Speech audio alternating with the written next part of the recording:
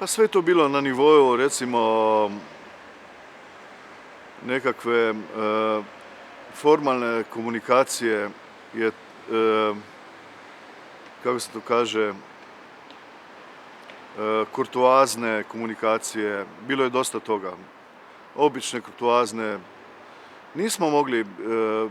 nismo niti imali pravog vremena da bi se upuštali sa njima u neke duboke komunikacije, ali oni to čak i ne žele. Mislim, bilo je tu naravno nekakvih malih simpatičnih, recimo, interakcija i te interakcije su nam dosta govorile o njima. Mislim da su to naravno obični ljudi koji imaju svoje probleme i mislim sve je to bilo dosta elegantno, kako to kažem.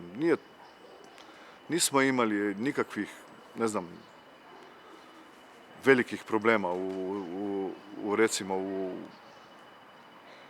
bontonu, u osnovnim komunikacijskim procesima. Te sitne neke detalje, možeš nešto reći?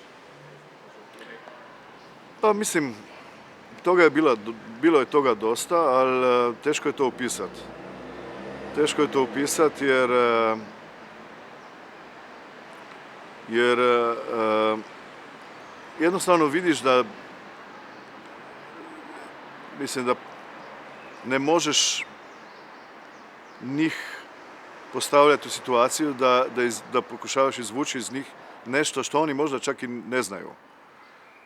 Mislim, oni žive u nekakvom drugom svetu. Da li je taj svet srećniji od našeg, to je teško reći, jer sreća je, kao što neki kažu,